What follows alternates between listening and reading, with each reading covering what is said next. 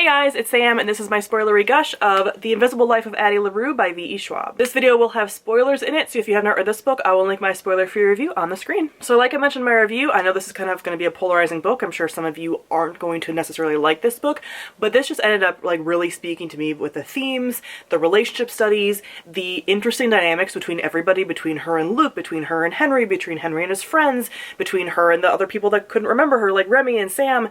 I found all of that like compelling enough and interesting enough, and like what the book was commenting on and art and all that stuff, that I ended up really enjoying it. So this is mostly going to be a discussion of the characters and how they interact and all of that. So first off, I did not really expect this to necessarily be a romance. I think I was kind of like thrown off because some people were like, oh, there's not really romance, and I think people were just kind of like hiding that fact, because there definitely is in here, and there's like very interesting dynamics in here as far as talking about love and relationships and things like that. So first, let's talk about Luke. I found her dynamic with him so compelling. Not in a way that I like necessarily shipped it, but I found it really interesting to watch. Because it's incredibly toxic, right? Like, it's very much shown on page that it's a toxic dynamic, and that they're very drawn to each other because she's the only one that like knows him and has known him over the years. He's the only one that can really know her, but then he also takes this as like a possessive thing. They've made a deal, there's a power imbalance, you know, he's like a god, whatever he is, and so like it can never be like truly equal. But the dynamic and it kind of being like the narrative showing like, look at, he's possessive, he's like abusive, but they have this like love also, but is that really love, or is this just because, again, they're lonely, they're both lonely beings in the world? I found that so compelling. Incredibly toxic, but the book shows that it's toxic, so I enjoyed that. I also like that she calls him the darkness and Henry calls him the devil, so it's kind of like, again, what do you believe is like what makes him? And I also really enjoyed that like at the end when you know that she's gone with him, which again is a twist that I actually like really enjoyed, and she's like, I'm gonna destroy him because eventually he's gonna let me go because he's fickle. And like that, when you think back on the rest of the story, and she always says like his moods, and she can read his moods, and you know, he's very fickle and whatever, and that's brought up in the story, but I never really picked it out. And at the end when she's like, he's gonna get sick of me eventually, and my deal with him, which she turned it around on him, so there's a lot of power and agency back for her, and she's like, you know, I will stay with you until you don't want me anymore.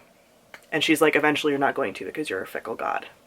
Love that. And I liked the focus on like artists and stuff, both with Luke and like the darkness and stuff, and the fact that he had made deals with all these different people, and how like he's a part of like a lot of people's lives, and then how she is involved with so many different artistic types because that's her way to make a difference and make an imprint on the world. She is the muse and the inspiration for so many people without, in my opinion, feeling like a manic pixie dream girl, because you could definitely go that route with like the women muse, blah blah blah, but it didn't feel that way because you are watching Addie, you are getting her experience, not someone else's experience of her, until we get Henry stuff a little bit later.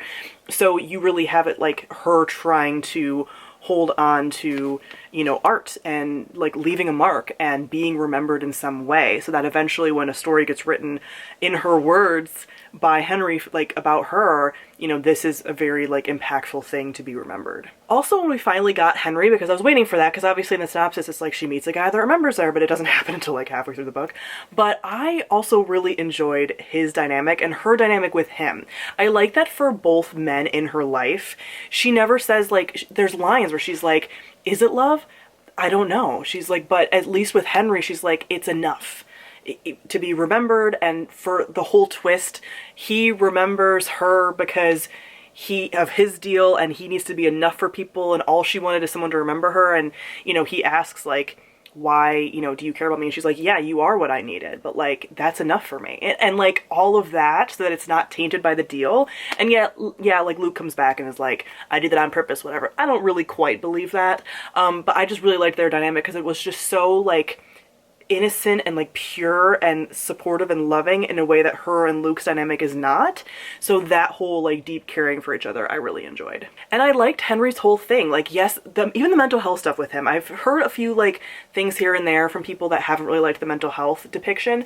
I actually thought it was pretty well done, because this whole concept of it being storms and his depression being storms rolling in, I relate to that when talking about flares of anxiety or depression or whatever so much. That it's like it's a storm rolling in because our moods and our feelings are like the weather. They're constantly changing. We're not static even if we don't have anything mental health wise going on. So I found that really interesting. And even like calling, you know, medication like an umbrella. Yes, he was using it in a way that doesn't sound like it was very helpful, but like medicine can be an umbrella in a storm. And I just thought that was like very interesting. Like, is it very tragic that he had these like suicidal ideations? Obviously, of course.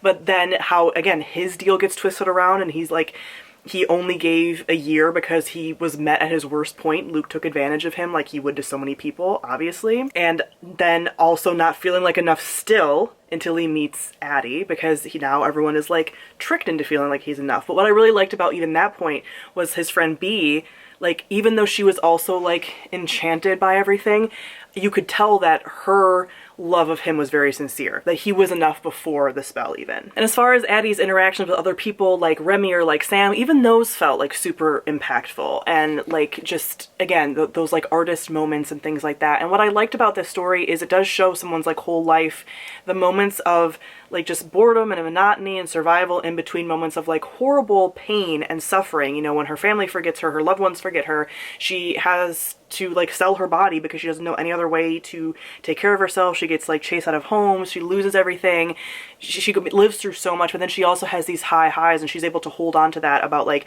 these things that I've seen and these inventions I've seen and the art I've seen and the people I've met. Like, the fact that she can like hold on to her life and her will to live through all of that, I think is also just like a really compelling story. I found the story to be quiet, but just impactful for me. Like, I really enjoyed the setting, the atmosphere, the characters, and their interactions. Although it's a very whimsical story, it felt very rooted in like reality in some way and felt very grounded in that way for me, and I really loved it. There's a lot of beautiful lines.